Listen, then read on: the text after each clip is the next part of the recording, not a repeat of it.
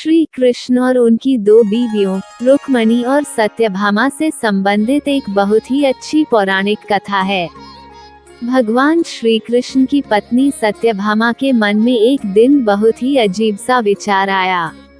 वो हठ करने लगी कि श्री कृष्ण जी को अपने गहनों से तोलेंगी।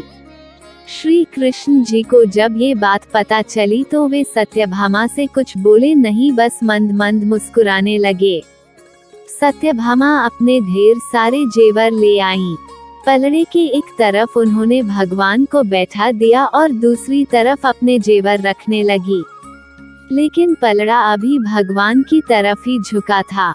सत्यभामा के पास जेवरों की कोई कमी तो थी नहीं, वो जाकर और ढेर सारे जेवर ले आई, लेकिन पलड़ा जरा भी नहीं हिला।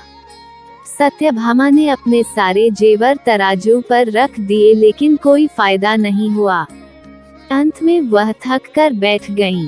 तभी वहां रुक्मणी का आगमन हुआ। सत्यभामा ने उन्हें सारी बात सुनाई।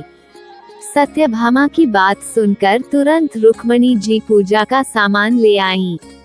उन्होंने भगवान की पूजा अर्चना की और उसके बाद में जिस पात्र में भगवान का चरणोदक रखा होता है उसे गहनों वाले पलड़े पर रख दिया। देखते ही देखते पलड़ा झुकने लगा और भगवान का पलड़ा ऊपर उठ गया। सत्यभामा हैरानी से सब कुछ देख रही थी। उसको समझ नहीं आ रहा था कि जो पलड़ा उनके इतने सारे गहनों से नहीं झुका, वो एक हल्के से पात्र से कैसे झुक गया। वे रुक्मणी से इसका कारण पूछने लगी। तभी नारद मुनि भ्रमण करते हुए वहां पहुंच गए। सत्यभामा की परेशानी समझकर वे इसका कारण उन्हें बताने लगे। नारद जी बोले, भगवान की पूजा में महत्व सोने चांदी के गहनों का नहीं होता, बल्कि सच्ची भावना और श्रद्धा का होता है।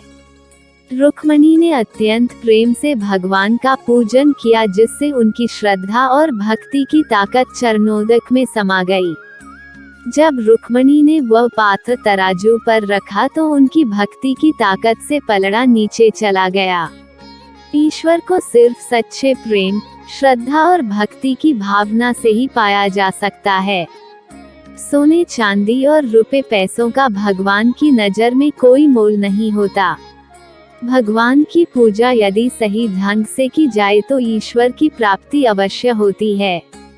सच्ची भक्ति और प्रेम के आगे ईश्वर भी झुक जाते हैं। सत्यभामा को उनकी बात समझ में आ गई थी। इस पौराणिक कथा के माध्यम से हमें यही सीख मिलती है कि अगर भगवान के करीब रहना है या ईश्वर को प्राप्त करना है तो सोना चांदी और पैसा जैसी भौतिकवादी चीजों को भूलकर अपने मन में श्रद्धा का भाव उत्पन्न करे। यही एकमात्र मार्ग है सच्ची भक्ति और ईश्वर को पाने का। अगर आपको ये कथा अच्छी लगी हो तो हमारे चैनल को सब्सक्राइब करना मत भूलना और कमेंट बॉक्स में जय श्री कृष्णा जरूर लिखना।